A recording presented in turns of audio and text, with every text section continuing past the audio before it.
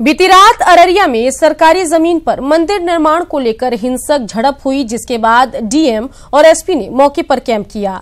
फिलहाल वहां हालात नियंत्रण में है। डीएम ने बताया कि हाईकोर्ट के निर्देश के अनुसार किसी भी सरकारी जमीन पर धार्मिक निर्माण नहीं कर सकते, इसलिए वहां सामुदायिक भवन बनवाया जाएगा। कोई एक समझदार आदमी हमको आ जाए, कल हम आपको स्थिति अभी कंट्रोल में है। मैं और डीएम साहब हम लोग कैंप किए हुए हैं यहाँ पे, तो सिचुएशन अभी ठीक है यहाँ पे। देखिए, अभी स्थिति पूरी तरीके से नियंत्रण में है। यहाँ पर सरकारी भूमि इस टोले में उपलब्ध है, उस पर मंदिर निर्माण का लोगों का योजना था। चूँकि माननीय उच्चतम न्यायालय का आदेश है कि सरकारी भूमि पर किसी भी प्रकार की धार्मिक संरचना का निर्माण नहीं किया जाना है, उसी के आलोक में प्रशासनिक पदाधिकारियों ने यहाँ पर मना किया था और उसमें थोड़ा पथराव हुआ है। लेकिन अब स्थिति पूरी तरीके से सामान्य और कंट्रोल में है। सब लोग अपने घर चले गए। लोगों को आश्वस्त किया गया कि यहाँ पर हम लोग सामुदायिक भवन इत्यादि कुछ बनवाएंगे जो सभी लोगों के उपयोग में आ सके।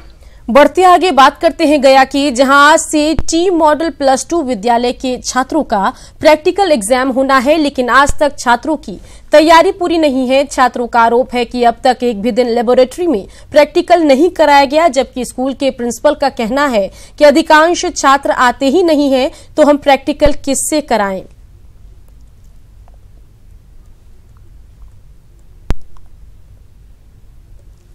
प्रैक्टिकल तो वास्तविकता नहीं होता है। सामान तो है, यहाँ सामान है, उसका यूज नहीं, तो उससे क्या फायदा है।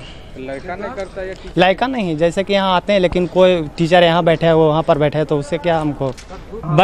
कुछ वैसे छात्र हैं जो आते ही नहीं हैं, आज आए हैं कॉपी लेकर के कि दस्तखत कर दीजिए। आज दस्तखत भी हॉल में करा रहे हैं आज, जबकि यह जो है विधिवत पहले प्रयोग करना है क्लास आवर में, और प्रयोग करने के एक दिन बाद उसको दिखाना है अपने टीचर को।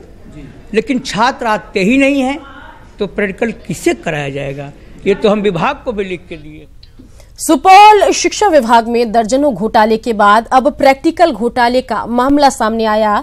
दरअसल सुपौल के माध्यमिक एवं उच्च माध्यमिक 131 विद्यालयों को सरकार ने प्रैक्टिकल के सामान की खरीदारी के लिए 7 करोड़ 69 लाख रुपए मुहैया कराए थे, ताकि छात्रों को समुचित प्रैक्टिकल कराया जाए। लेकिन लगभग 12 विद्यालयों को छोड़कर किसी भी स्कूल में उपकरणों की खरीदारी नहीं हुई है। पूरे मामले का खुलासा आरटीआई से मिली जानकारी के आधार पर हुआ।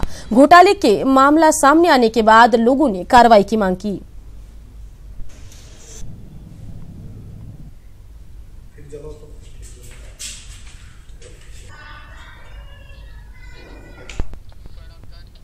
सीतामढ़ी की कुछ दिव्यांग लड़कियां अशिक्षा रूपी अंधकार में शिक्षा का दीपक जलाने के अभियान में जुटी हैं।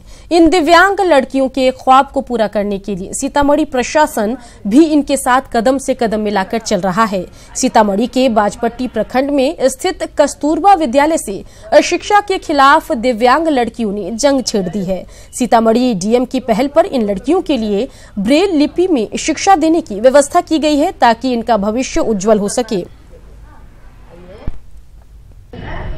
बहना मेरी पढ़ने को आना, बहना मेरी पढ़ने को आना, हाय राम पढ़ने का है जमाना, हाय राम पढ़ने का है जमाना, ससुर घर जाना, ननद को पढ़ाना, गरीबों को बच्चा के साक्षर दिलाना। यहाँ विशेष करके बिहार शिक्षा परियोजना का निःशक्तता के क्षेत्र पर कार्यक्रम चल रहा है, उस पर, और दृष्टिबाधित बच्चे को शिक्षा के मुख्य रूप से धारा से इसको जोड़ना है। अपना काम यह स्वयं करे, पढ़ाई से लेकर अपना दैनिक क्रिया से लेकर जाना आना बाहर, जो भी इसका अपना जो काम होता है वह सारा काम ही अपने करें।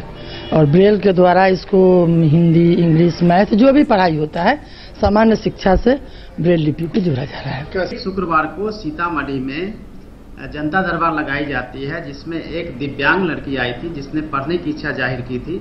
इसी को ध्यान में रखते हुए हमने सभी दिव्यांग छात्राओं के लिए ब्रेल लिपि से पढ़ाई की व्यवस्था की थी। यह काफ़ी अप्रिशिएट किया गया और आगे भी इसको हम लोग जारी रखेंगे और पूरे सीतामढ़ी में इसको और भी ज़्यादा प्रोत्साहित करने का प्रयास किया जाए।